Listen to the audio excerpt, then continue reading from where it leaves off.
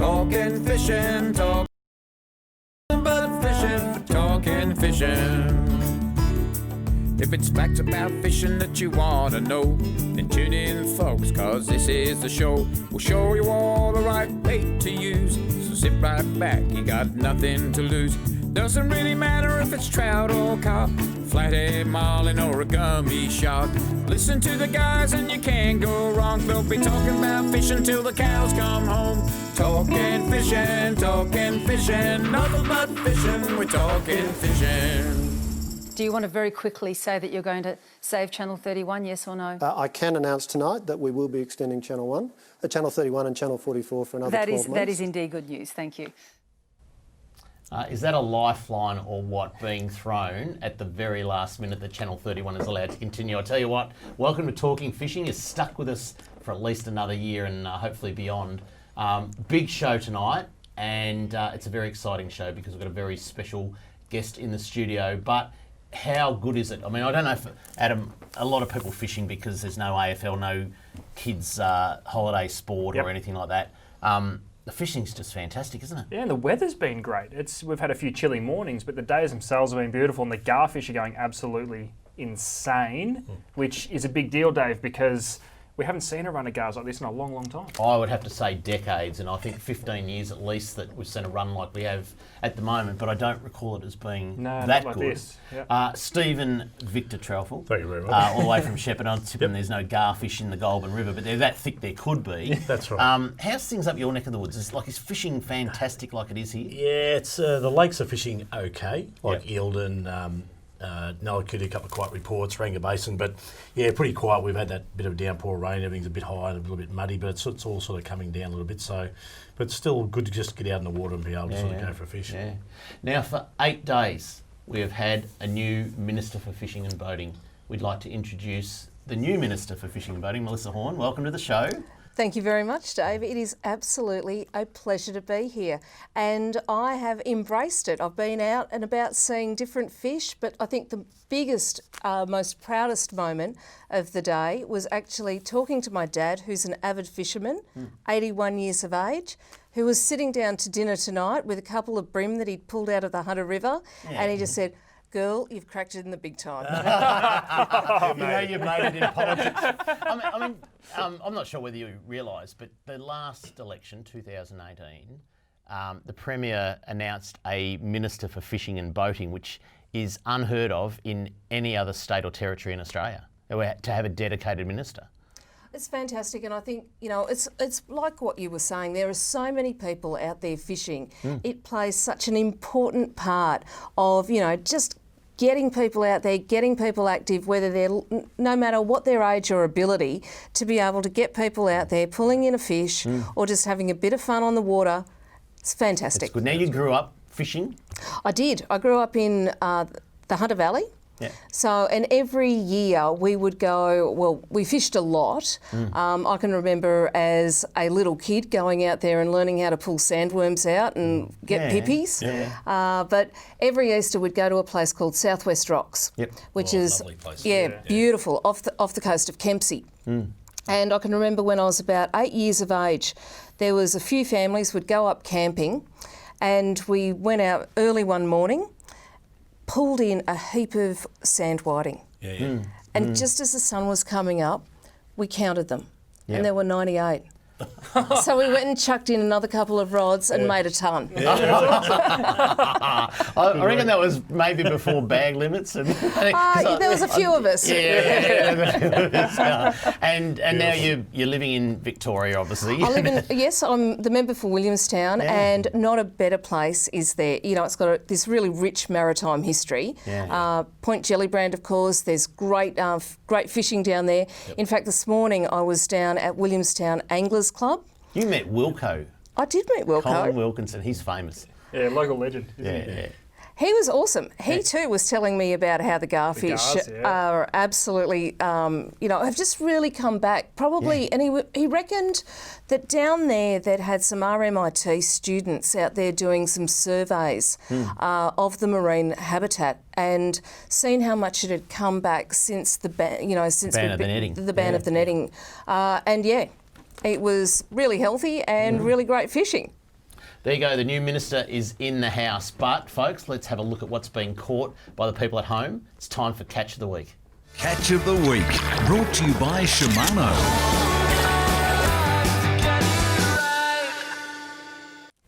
Now, I must apologise, boys, because last week we gave a hotspot of Tyab Bank, King George whiting, and so many complaints when I put up a photo of some beautiful King George whiting I caught off Blair Gowrie on the weekend, and there's all these complaints saying, but you sent us to the Tyab Bank. Well, I haven't got a boat in Western Port, sorry, so it's in Port Phillip. But some people did go to the Tyab Bank. Andy Robert was one of them. And have a look at this calamari. Good squid. Some beautiful calamari off the Tyab Bank at the moment. And it gets better, one of my favourite species, a cuttlefish. Have a look at this. Old mate, now I didn't... I'm on holidays, all right? I'm at home. I can't look at everyone's name and that. We're very limited information. But old mate, he got... That is a cracking cuttlefish. It's massive. Looks like a double yoker. It does. Melissa, one of the most tastiest things you can ever get out of either Port Phillip or Western Port. And massive. Absolute dynamite King George whiting bait when you cut it up into little strips. So remember cuttlefish. Okay, well, my partner, before he became a brewer, was actually a chef and cooked a lot of Hang on, seafood. a chef and a brewer. Can we get him on the show?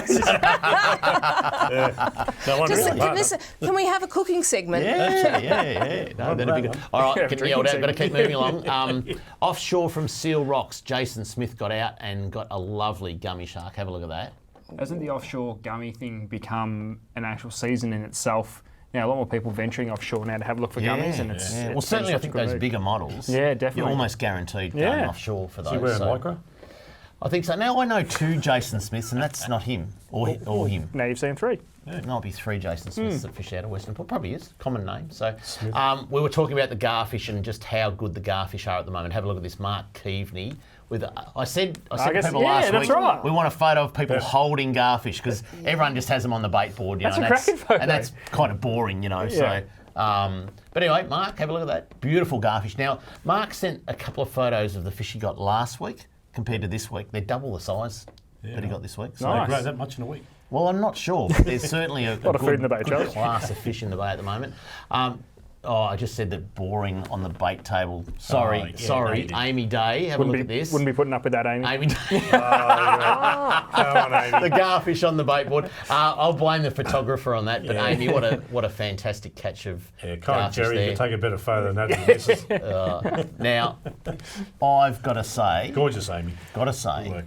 that I went out on Sunday on the King George whiting, and I've got to say one of the best winter whiting bites I've seen. No fish under 40 centimetres, Nice. which is Wow. pretty damn. I mean, that's South Australian And stuff. you've been around a normally. while, though. I've been around a little while. So, and maybe some people use my GPS mark the next day. Jet Worstling, have a look at young Jet. There is Good handful. every bit of 40 centimetre. That's a good King feed. George whiting, Paul's son Jet. How good are they? They're good fish, solid fish. Been trained well. Absolutely, yeah. Lovely fish. Jet. Now that's down at Rye, at Blair Gowrie, not too far along the coast. Gary Norton, have a look at this. Have a look at the size of these. Gary Norton with King George whiting. I'm sure we'll get his. There. No, Oh, that's a cracking King George whiting. Should have been the one. Should be boys in the control room. Should have been the one before that. Is there another one? Gaz, there he is. There you Gaz. go. Gary Norton. Gotta love. Minister, you'll get to know live TV. Things don't happen always. That's how you okay. want, I was but- about to say, look, I know I've only been in the job for 8 days, but that previous photo, I reckon that was King George whiting. Just testing it, you passed. Well done. Good. Yeah, you pass that test. cracking fish by Gary. They are. They're rippers, aren't they? Yeah, they are good. Did Solid. he steal your mark as well, Dave? Absolutely. Same markers. All right, let's head down to Lake Purrumbete, one of the crater lakes. We're going to actually talk. Travis Dowling, by the way, is joining us in the studio very, very shortly as well. So crowded house tonight, and we will talk about Purrumbete and how good it's fishing. But have a look at this. Conrad, who came down from Queensland. That is a the colour cracking of that fish. brown trout. Hang on. What about this border thing? I think He's from Queenslanders are Queensland. down here. They're allowed in here. We're just allowed up there. Oh, he's got a fish for 14 days ago. Now that's with, by the way, that's with Mick from Victorian Inland Fishing Charters. Oh, okay. If you want to get onto these fish, okay. look up Mick, Victorian Inland Fishing Charters. Fantastic fish. They don't get much better than that. Really well over there. Yeah. Excellent. All right, we were talking about this earlier on off-air, Minister, and there is a magnificent swordfish fishery off the coast of Victoria, off Lakes Entrance, and pretty much every week lately. Because the weather's been so good. Oh my God. You've got to go a long way out, but Tristram Garno, 119 kilo swordfish off Lakes Entrance. Aren't That they is just a mean-looking fish? unbelievable. They are beautiful. Nice fish. And Good lucky eating. last, Absolutely. Mason Schultz. Have a look at this one. That one went 134 kilos. Far out. That's a ripper too. That is a good-looking fish. Jeez. Is it one of Travis Dowling with the fish coming up? Travis wouldn't catch a fish that big. I'll believe him talking. Not a hope in hell, but anyway. If you'd like to send in a pic of your catch of the week, this is what you have to do. If you want to be like me and have your photo on TV, email your fishing pic to info@ifish.com.au. Go Pies!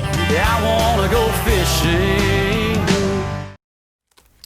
Coming up, the minister's in the house. Travis Dowling will join us very shortly. Fisheries news, including where to take the kids fishing these school holidays. Next on Talking Fishing. Talking fishing. We know what you'd rather be doing. We know what you've really got in mind. We know you'd rather be out fishing. And today's the day you're gonna wet a line. 'Cause every day's a good day. Stop wishing. Every day's a chance to drift away. Drift away. Every day's a good day for fishing. See you down at Tackle World today. Talking fishing, nothing but fishing, we're talking fishing. Live from the studios of Channel 31 Melbourne, it's now time for some very fishy news. And welcome back to Talking Fishing. Before we go into the news, quick intro. Travis Dowling, welcome to the show again. Great to be here. It's great to be back. Yeah. Welcome, Minister. Thank you very much. Yeah, you guys have been working together for 8 days now, so that's good. That's good. Normally Now- people put weight on during COVID, but you put height on. Look, but I am getting shorter. He doesn't have his hair though. Hasn't Might got have any an hair on though. Oh, that's his head. I think we've got a leaking air cylinder in a chair, boys, during the next ad break or whatever. Now, some pretty big news for fishing coming up. So, Pretty big news indeed, in that you know that, of course, Channel 31, which was due to go off air today, wasn't it? in hours. In hours, has actually, after extensive lobbying by community and also too by the state government, has been granted another year's extension of their licence. So you guys are ready to keep on going. People are stuck with us. Yes, they're stuck with you, but how awesome is that? And the state government this Victorian state government has kicked in a $120,000 grant to help keep you alive. Wow. So- that is breaking news. It is fantastic. 120 from the Victorian government to keep Channel 31 going. That's good. That is Excellent. awesome news. Well done. So, But Look at your pay rise. it doesn't stop there. yeah. There's a set of steak knives as well. Okay, Fisheries news presented by the new Minister for Fishing and Boating, Melissa Horn.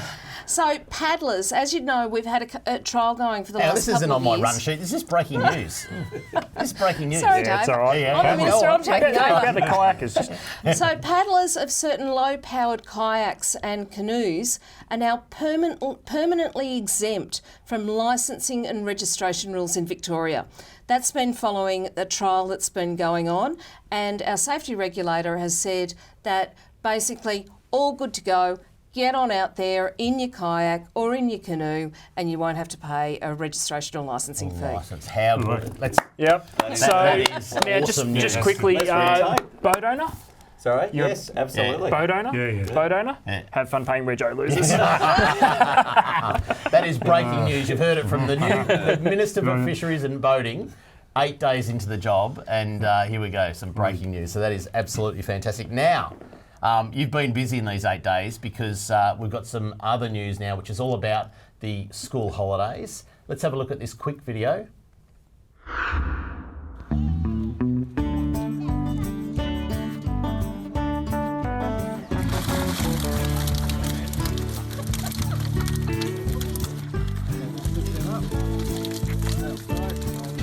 Whoa, check him out, kids.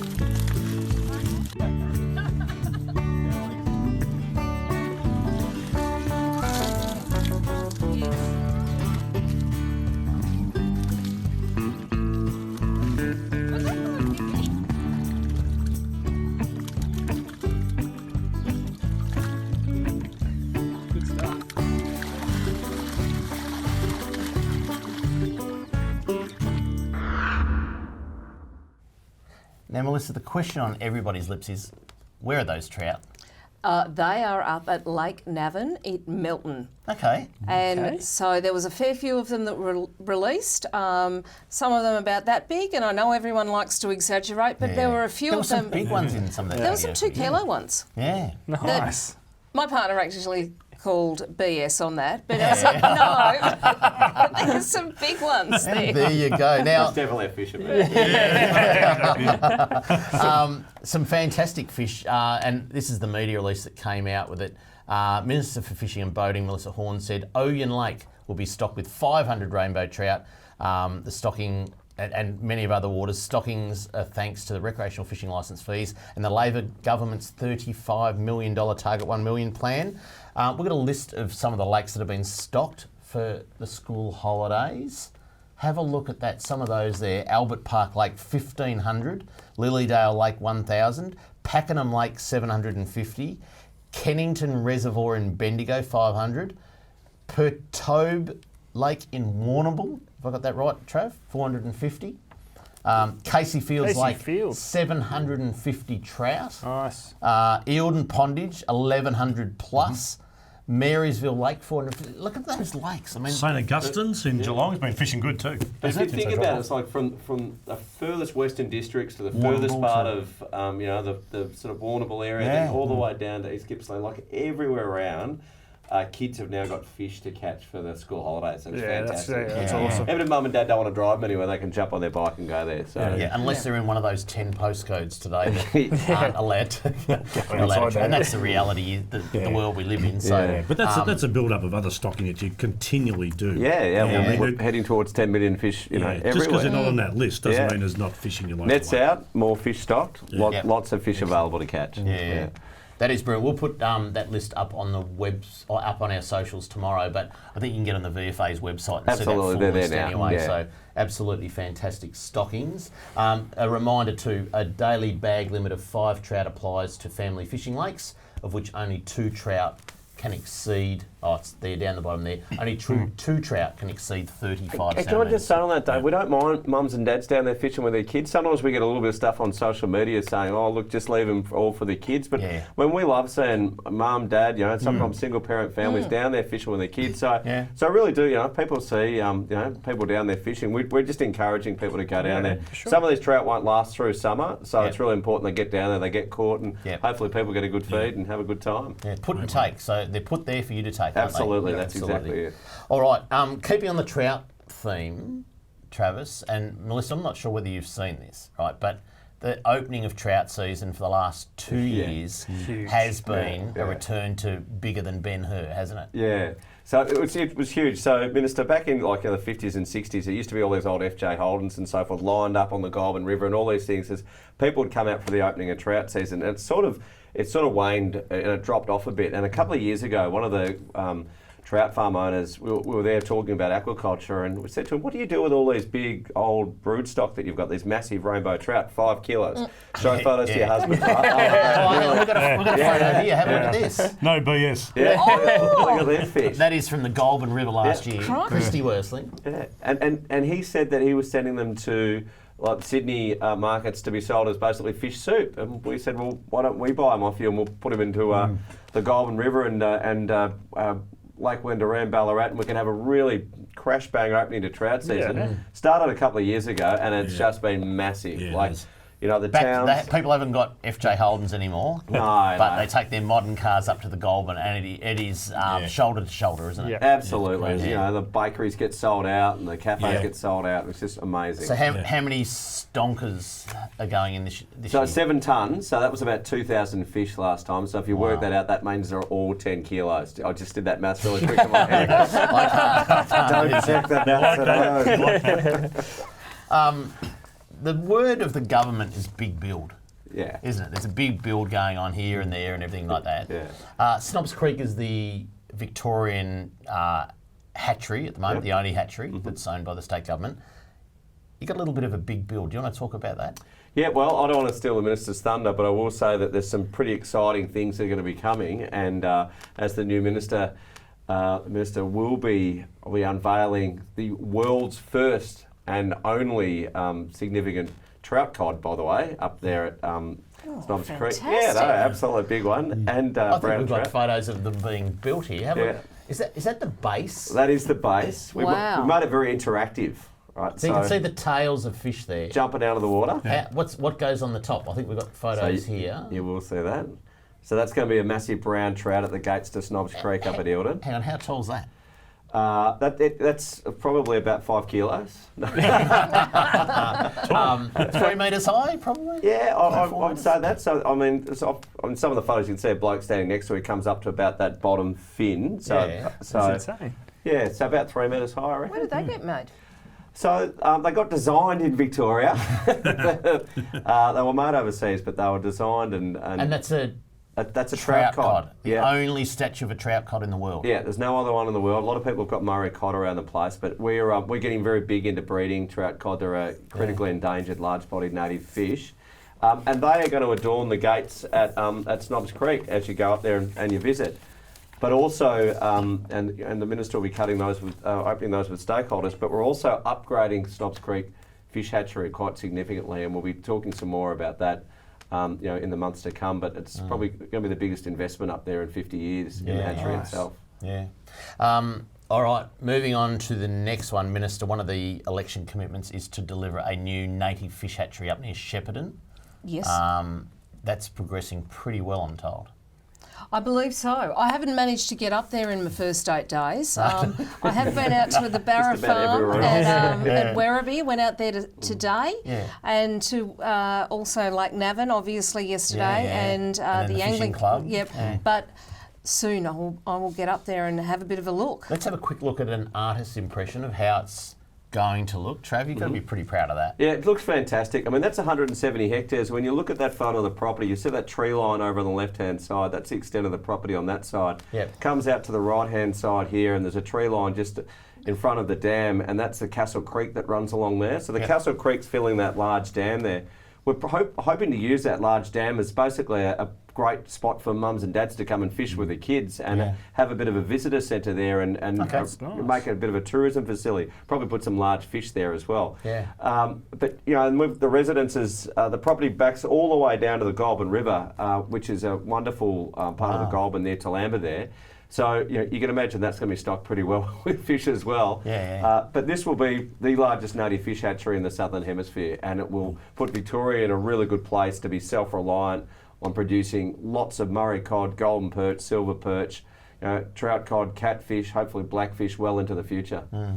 Melissa, your predecessor, Jala Pulford, she actually stated you'll be able to see this from the moon. That's how big it is. Right, okay. I don't know whether that's true or not, but it's damn big. Well, politicians never lie. That's right. No, that's exactly right. Yeah.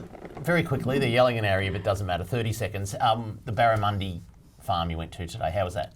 It was amazing. Yeah. We think of our country and as being the nation of innovators, but that actually is true Victorian innovation.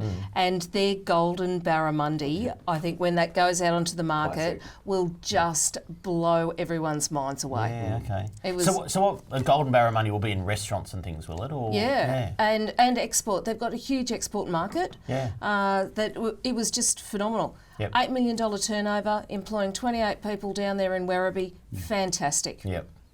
Investing heavily in intellectual property too, like the genetic stuff they're doing, their IP stuff's amazing. So it's not just tons out the door, they're building up this intellectual property, which is fantastic. Yeah, that's amazing. right. Yeah, there you go. Getting yelled at. Minister, thank you for coming in tonight. My I know absolute you've got pleasure. to depart, you've got an early morning in the morning, but really appreciate you coming on the show. And, can't wait to come back if I can. We are. People are stuck with us, so you're welcome back, and we'll be back after a little winter break, and look forward to seeing you on the show again. So thank you very much for coming in. Thank you very much. Coming up next, product of the week, and we continue the chat with Travis Dowling, CEO of the VFA. See you after the break. Talking fishing.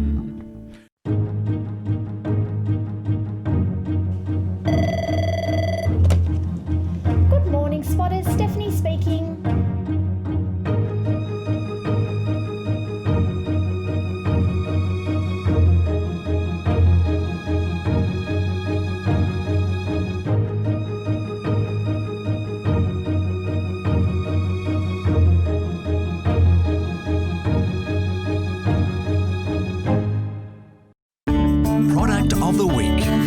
by Tackle World. Talking fishing, nothing but fishing, we're talking fishing.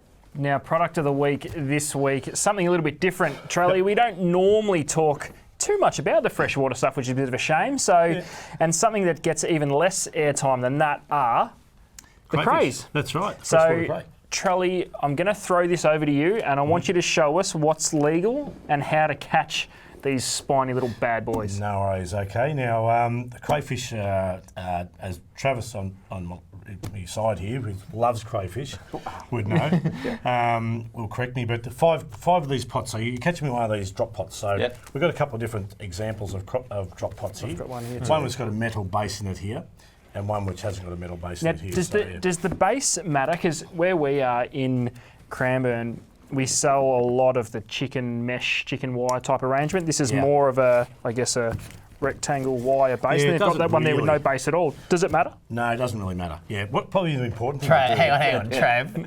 You've got an opinion on this, haven't you? I've got a view on it, which I reckon. See those metal ones? They don't work, do they? Yeah. When you drop them on the bottom of the gob or the Murray, and if there's a snag on the bottom, right, and say it lands on the snag, then it sits up like that. And so if you've got a cray coming from this side, it finds it really hard to sort of get up there and get over it. But with the Nile, with these ones, it just sits over the snag, and the cray can sort of walk over it and walk around. I don't do a lot of it. It's mainly just. I'll take your word for it. I've never done it at all. It makes sense to me. Doesn't do a lot of it. It does it every weekend. It's mainly just all work.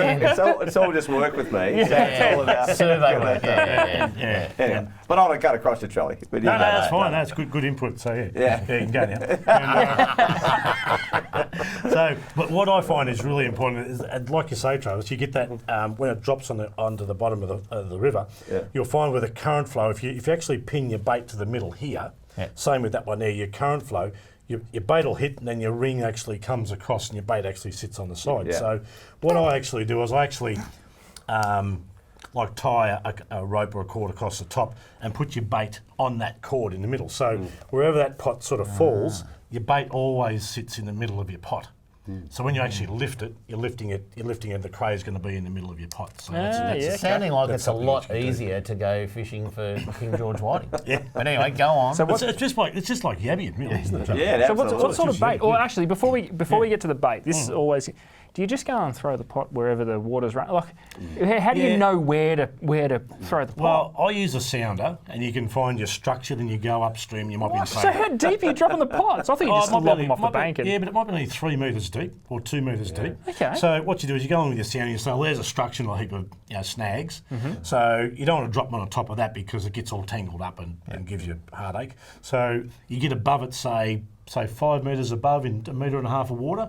And by the time you drop that and it drifts back a little bit, it'll fall onto some level bank, and then the scent of your actual bait will actually drift through the snags and pull them out of that. So using a sound is a good way of actually judging where you want to drop your pots, where you want to put them in the river. So but always remember that you've got a cord, right, which you should have on both ones here.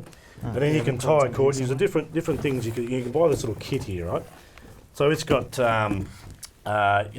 got an array of things in here. It's got cord, and you've got some fluoro floaters, and you've got some name tags, because you've got to have your name tag on there with your postcode and your name on there. And then you've also got some zip ties and a few little bait clips in there, so you can see that. That all comes in the kit. You can see it comes in the kit. Little kit. Yeah, so that's good. So that's really handy. Now, if you don't want to do that, you go back to the old milk carton.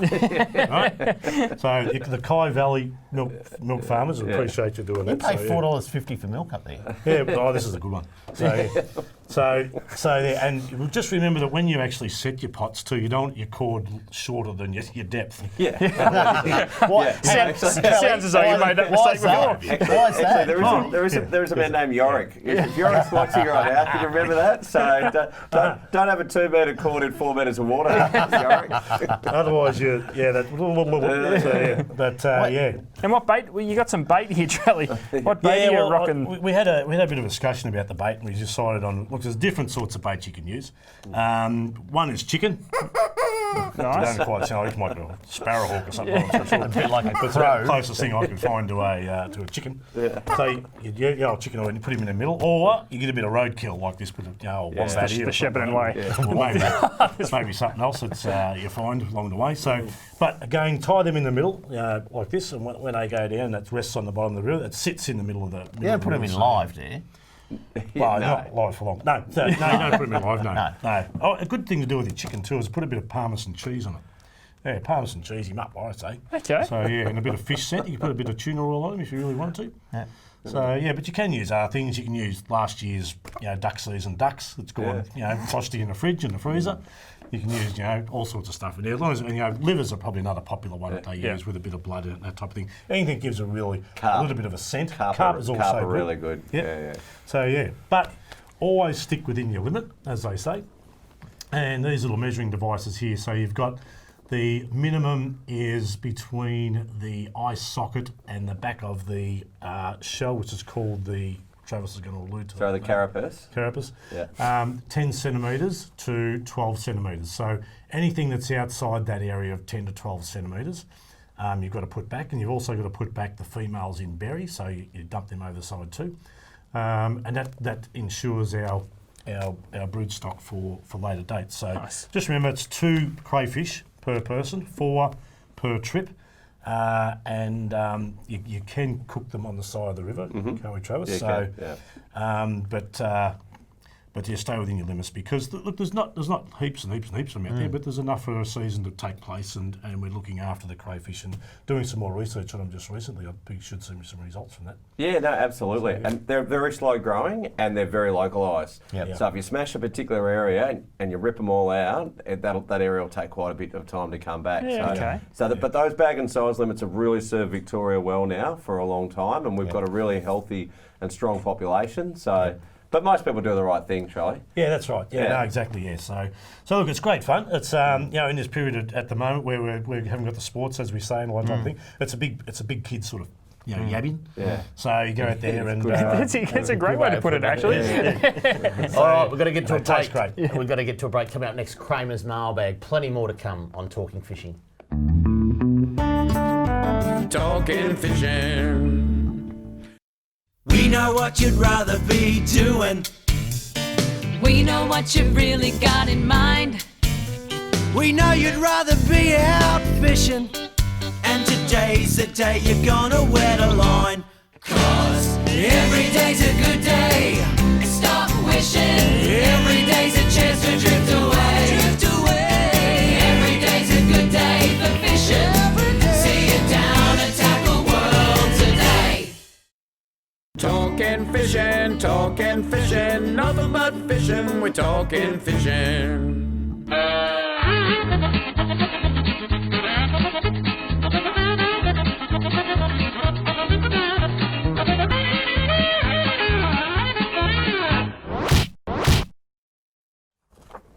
Trav, you might have to put earmuffs on for a couple of these, mate. It's a bit like it's a mixture of the complaints department and farewell to us because it was going to be the last show. So anyway, let's get into it. Camera one, let's go. G'day, boys. This is from Paul from Bendigo.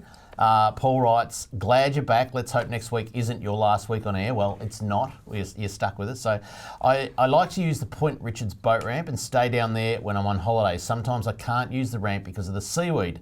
Sometimes only one ramp is open.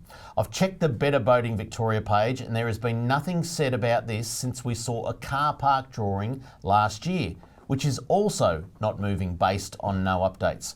What are they doing about the seaweed? When will they fix the ramp?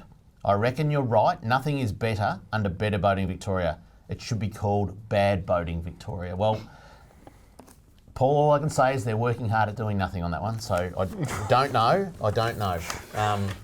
Haven't heard a thing for months, 6 months at least. So not sure. Let's move on. No comment, Travis, please. This one, Brett Geddes, good mate of ours. Oh, Brett Geddes. He's had a tear in his eye all week. Dave, Adam and Trelly, on behalf of us here in Gippsland, in fact all anglers, we're devastated to hear about losing the best and most informative live fishing show to have graced our screens. Well, bad luck, Brett, stuck with us.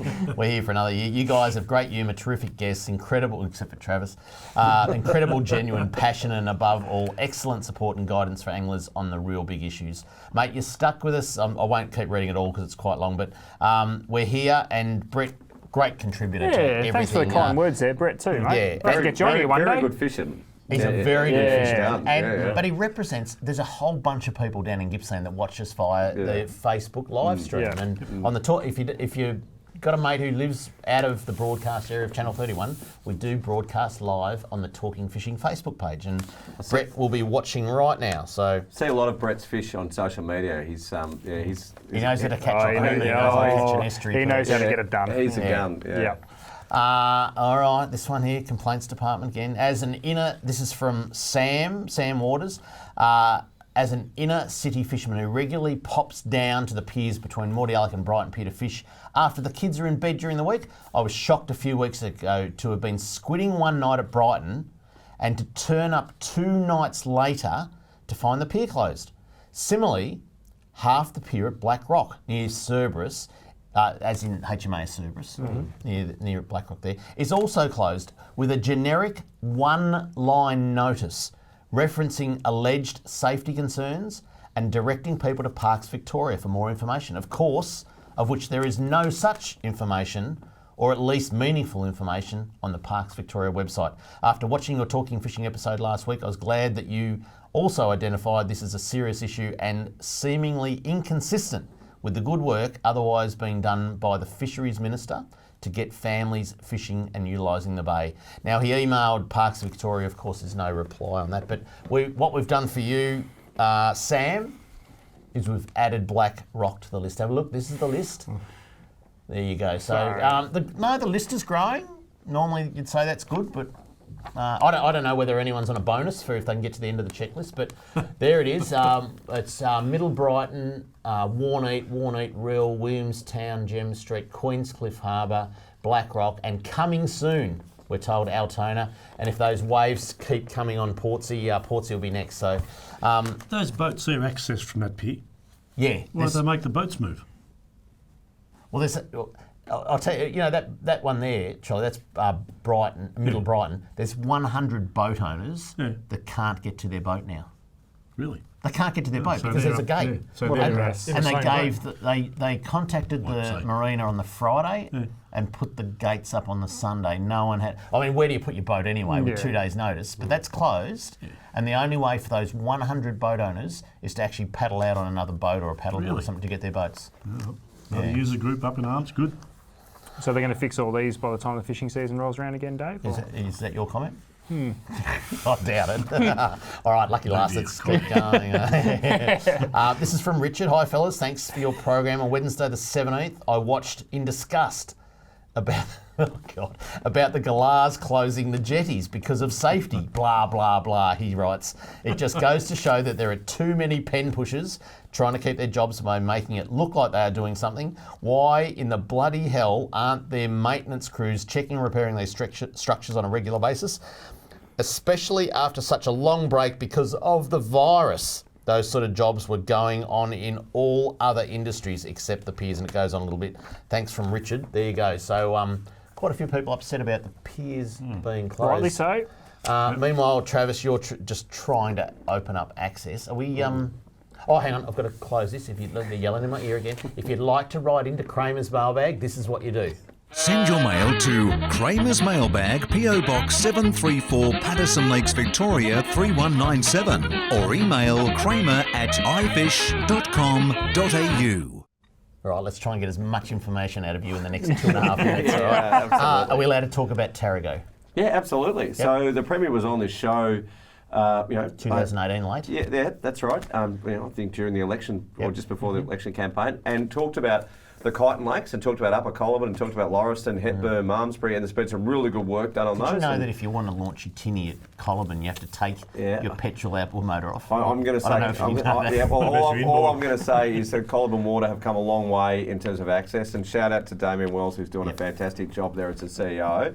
So I'm confident we're going to get thought about getting into politics. Great answer. I'm confident we're going to get some really good outcomes there. So Tarago? Tarago is incredibly exciting. Tarago could be like one of the best trout fisheries in Australia, and this week I've written to Melbourne Water, really looking to work in partnership with the Victorian Fisheries Authority, doing some presence and absence survey work there, looking at the population of brown trout that's spawning there, they're moving up the river. You know, what access could look like moving forward. You know, the Premier basically said on the show that he was quite interested in looking at it. Let's do the work to see if we can be delivered. So I reckon, fingers crossed, that could be a very exciting, Lake Pedder or a Tolondo on Melbourne's doorstep. Absolutely. So, nice. Morty Alec, you're doing a new fisheries office there. It's a rumour, but it's on my list to talk about. Are you? Yeah, very well informed. We are, and to Parksy and all the other staff at the moment. You haven't announced it. No. You still got your jobs. I just heard the rumour. Yeah, no, we are looking at a new fisheries office along that stretch. It certainly gets a lot of activity from rec fishers. It's there's a lot of snapper fishing along that side of the bay. We've got a pretty good presence out on the western side. We've got an office at Mornington. We're looking at a new office, so stay tuned and stay posted. We may have some more offices there. And a big shout out to everyone out there who runs into our fisheries staff and always says really positive things, and great to see them and making sure that bag and size limits are maintained. So it's great. I've got no idea how long we've got to go, but I think that was 2.5 minutes. 10 seconds, we've got to break. So let's go to the break. Coming up next, Hotspots. We've got a couple more things we need to get out of you too. All right. After the break. See you soon on Talking Fishing. Talking Fishing.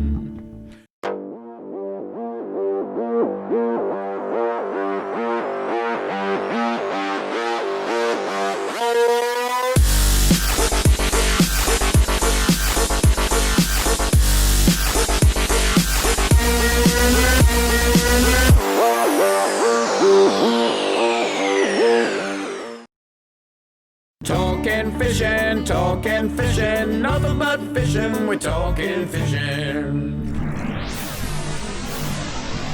And now the segment you've all been waiting for, Fishing Hotspots. Get on 'em, it's where the fish are. All right, the all-important hotspots for this weekend. I know it's pretty ordinary weather too. Tired Bank going to be in there, Dave? Yeah.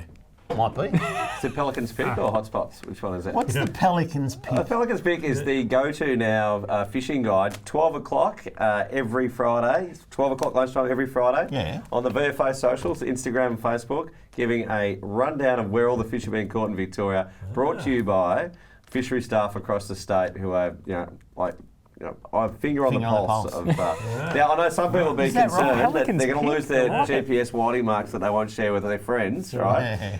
We won't give up GPS marks and others, but we will show where the fish are biting. We've got some really interesting stuff coming through from places like Dartmouth, Devil Bend, where our officers are at and about and what they see. Yep. Nice. We're gonna 12 o'clock every Friday, put the news out and say this is where we've seen a few things going on. Pelican's Pick. Pelican's Pick. There you go. All All right. right. Shellfish Reef from the Nature Conservancy. Yep, that's good fishing there. GPS marks. All right, let's get into Blair Gowrie, King George whiting. If you can get out any southerly wind, you can get out at least a couple of kilometres offshore, and it's pretty good there. So Blair Still Gowrie. doing a kayak, Dave? Don't do that in the southerly because it's damn hard to paddle back to shore. That's just northerly coming. Yeah, registered or not, mate. Yeah. If you want a Depends, I can do it guaranteed for free. catch of garfish, land-based, you can do this. Yeah. Yes. Mount Eliza is the place to be. Now, I'd have to say Davies Bay and what's the other one? Gee, I grew up in Frankston. Davies Bay and what's the next bay Half along? Moon Bay? No, that's up near Brighton. There's garfish Canadian there Bay, Canadian Bay Yacht Club. There's little jetties at both of those, and the garfish are just prolific on both those Jump jetties. on Fantastic. Great for kids in school. Yeah, jump on YouTube and have a look at last week's episode. We'll show you how to ring up for them. There you go. All right, over in Western Port, Oh, yes. the Tyre Bank. Oh, yes. We copped abuse. Yeah, now you're going to put calamari and the whiting will go off. Yeah, the calamari going well. That's right. Yeah, be prepared to have a whiting hot out there. And if you want a King George whiting in Western Port, head down to Tortoisehead Bank. Some good King George whiting down there as well. Now let's talk about. We're going to talk about this with you in a minute, Travis. Yeah, it is but, big time. Lake Purrumbete brown trout, as well as some very fantastic different species down there. But we'll talk about in a sec. Purrumbete, and last of all, if you want a great little drive up into the country, if you want to help out a town that is still suffering economically after a long, long time, go to Marysville Lake. Yeah.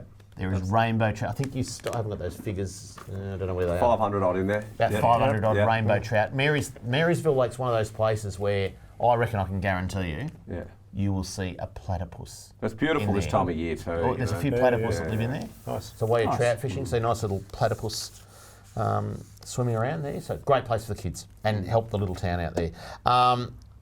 Purrumbete and Bull and Merri. Bull and Merri had a fish kill, 12, 18 months ago? It was really interesting. And I've got a lot of friends at the Preston Northcote Angling Club, and they went over there. They had a weekend over there. They come back and said, 20 fishes. We didn't catch anything when they had a trip over there. And other people I've known have gone over there, and they didn't do very well at all. But it's the thing about Bull and Merri. When it fires, it fires. When it turns back on, everyone thinks that there's been some sort of sulphur explosion and all the fish have gone. And there'll be a year and a half when no one will find a fish there. Yeah.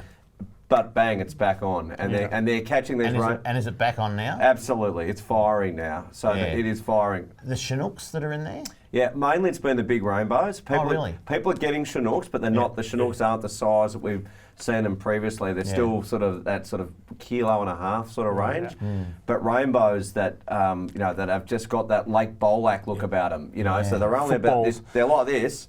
But they look like a Murray kite out of Lake Eildon. Like that big Lake Bolac episode was probably 10 years ago now, and that put Bolac on the map, didn't it? Huge. That was insane. And you refer to Bolac now as the big football size of that one big year that really put it on the map. They got into the bait fish, the smelt and the gudgeon, and I think that's what's going on at Bull and Merri. Those rainbows they're not eating bugs off the surface. They're eating bait fish, but it's firing now, and because I think we've got these cold mornings and cold nights, for people that don't know really how to fish these lakes, you can even catch them there just throwing a Tassie Devil out the back of your boat or even off the bank and trolling along, because they'll be up near the top, whereas often during the summer months they're quite down deep and you need paravanes and downriggers. But not now. You can just go there and throw a lure out the back and you're a good chance of one of these big rainbows. Purrumbete, you've stocked... We've stocked everything in Purrumbete. It's the world's greatest fishery. What's it got Shout in there out to John Clements, by the way. Good on you, Clemo. What's it got in there now? We put in tiger trout this year. We put in cheetah trout last year. Or it might be the other way around, but I'm pretty sure that's the right way.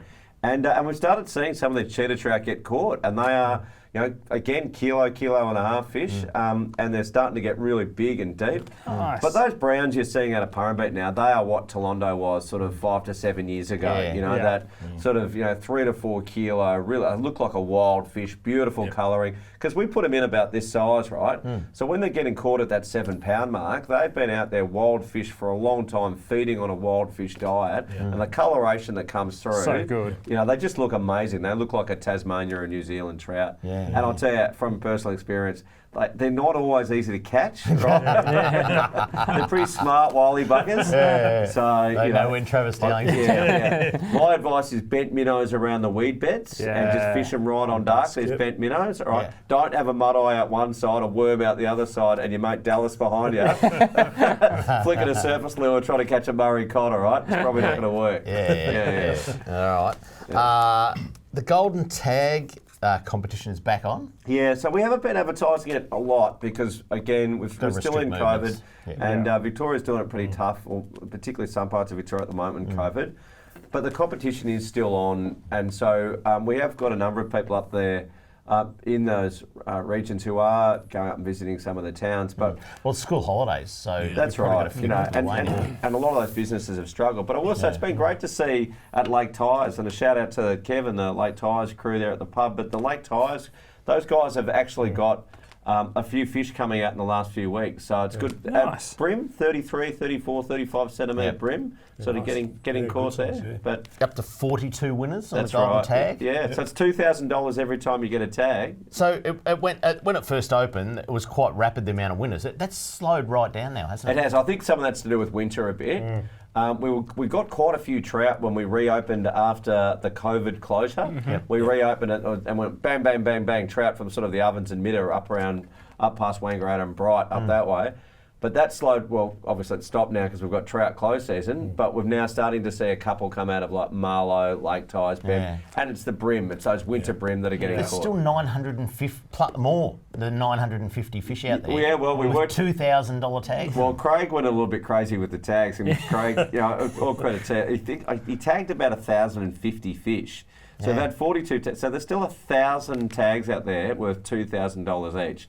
So it's going to be great come spring. Yeah. Trav, thanks for coming in tonight. Oh, wonderful to be here, lads. Good to see you, mate. I love the show. Big show. Good to see the new minister in the house as well. It's been a big show. Now, can I just tell everyone at home, we are normally on our winter break, and we are now going to take our winter break because we're not that well organised sponsorship-wise and all that. So we need to take a break, get ourselves organised. But that's it for Talking Fishing. We hope you enjoyed the show. Like I said, we should be on our winter break. We'll get ready for the next big season of Talking Fishing, which normally starts in September. Let's just see if we come back a little bit early. But it's repeats until then, I'm sorry, for the next couple of months.